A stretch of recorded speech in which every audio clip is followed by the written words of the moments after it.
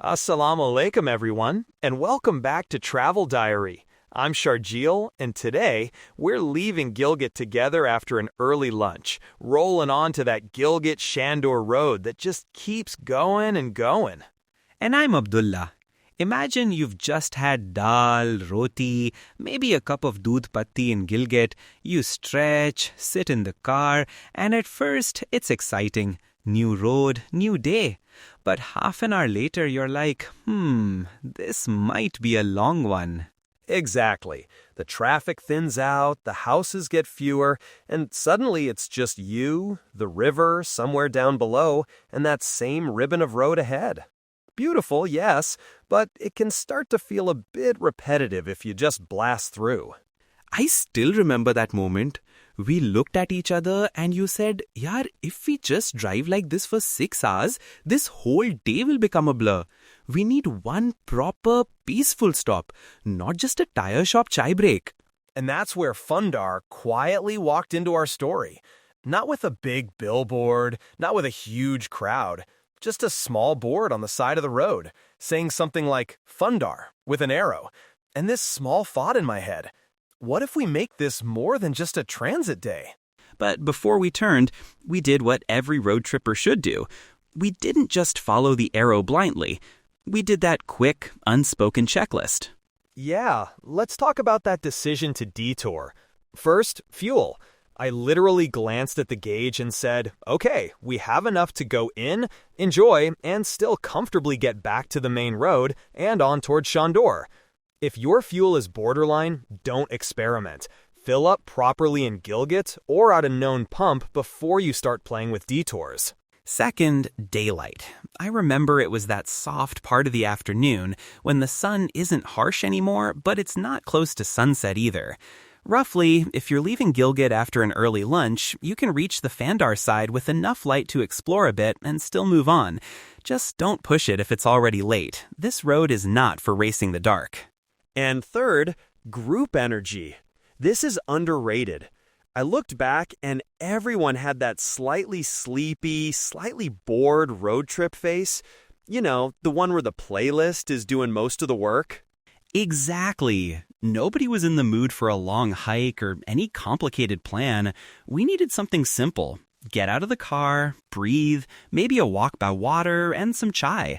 When your group is tired, pick calm, easy stops, not big bucket list missions.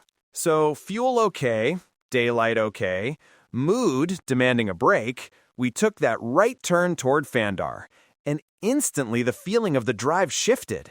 The road started dipping a little, the valley opening up. You know that feeling when the river you've been watching from far away suddenly comes closer and slows down? It's like someone turned the volume down on the whole day. Yeah, the geyser river there doesn't look rushed. It spreads, gets wider, and its color turns into this calm, greenish shade. Not that dramatic turquoise you see on Instagram from other places, more like a deep, quiet green that asks you to just sit and look at it. And then, as we drove a bit further into the valley, Phandar Lake just appeared. No big entrance gate, no noise, just a long, still stretch of water tucked between gentle slopes, some trees along the edge, and that subtle breeze that makes tiny ripples. I remember the car went quiet. Even the usual, "Wow, mashallah, deco" comments stopped for a few seconds. Everyone just went, oh, so this is where the road comes to rest. Now, let's be clear here. Phandar is not Hunza. It's not Skardu. You won't find massive crowds, fancy resorts, or a long list of activities. It's simpler. It's for views, for slow walks, for that feeling of downshifting in the middle of a long journey. Exactly. We parked near the lake and walked over to a small wooden-style hotel. Nothing luxury, but clean, friendly, and right by the water. The kind of place where the owner himself brings your chai and asks where you're coming from. We grabbed a table outside, facing the lake. First thing we ordered? Chai, obviously. I remember holding that hot cup in my hands and feeling the cool wind on my face. It was such a small moment, but it completely reset the day. While we were sipping, we did a quick room check, just to see what staying a night would look like. The rooms were basic, but decent. Simple beds, warm blankets, clean washrooms, that's it. No five-star drama, but a solid, honest place to crash. And then came that classic road trip debate. Do we stay the night in this peaceful pocket, or do we push on towards Chitral side or back towards Gilgit? The lake was quietly saying, stay, but the itinerary was whispering, don't break the schedule. In the end, we decided to treat Phandar as a long, meaningful pause instead of a full stop. We gave ourselves about an hour and a bit, enough time to walk along the water, stretch, take a few photos, actually feel the place, without stressing about driving in the dark. And that's the thing. Even if you only have an hour here, it can be worth it. You don't need a giant plan. Just park, find a simple spot by the lake, get chai or a light snack, and move slowly for a while. Let the road fall behind you for a bit. Now, some tiny details that actually matter there. First, wind chill. Phandar can feel cooler than Gilgit, especially by the water, and especially as afternoon slides towards evening. Even in summer, that breeze carries a bite. Keep a light jacket or shawl handy in the car. Don't underestimate it just because the sun is out. Second, phone signal. Don't expect perfect city-style coverage. Depending on your network, it can be weak or patchy around the lake. Tell your family your rough plan before you leave Gilgit and download any offline maps earlier. Phandar is for disconnecting anyway, so think of it as a bonus. Washrooms? Let's talk about that honestly. At these small hotels and dabas, toilets are usually basic. Functional, but not fancy. If you're used to only high-end places, adjust your expectations here. Carry tissues, hand sanitizer, and you'll be fine. Costs are also generally friendly, especially compared to big-name valleys. Instead of giving fixed numbers that might change, just think of Phandar as a budget to mid-range kind of stop. Chai and snacks won't shock you, and room prices are usually manageable for most travelers.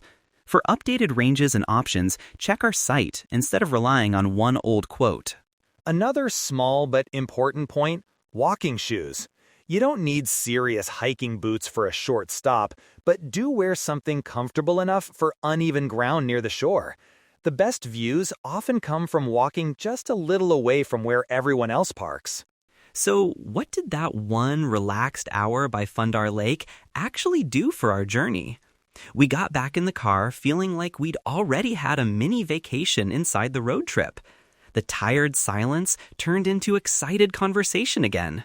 Yeah, suddenly every turn after that felt lighter. We weren't just counting kilometers to the next town. We kept talking about the color of the water, the way the breeze felt, that simple wooden hotel, the owner's smile. The whole Gilgit Shandur stretch, which could have been just a long haul, now had a clear highlight in the middle. And that's the bigger idea here.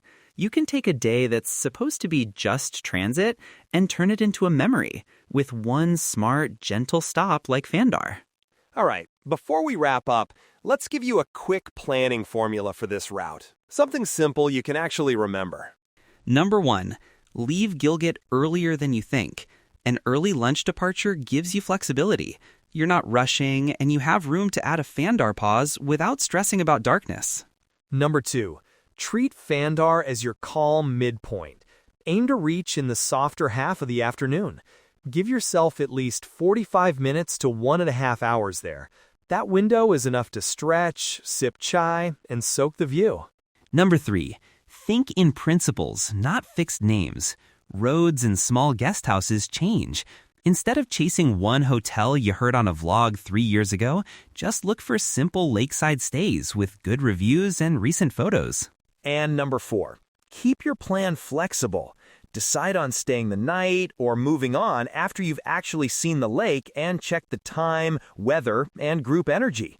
Sometimes that quiet water will convince you to stay. Sometimes that 1 hour is exactly enough.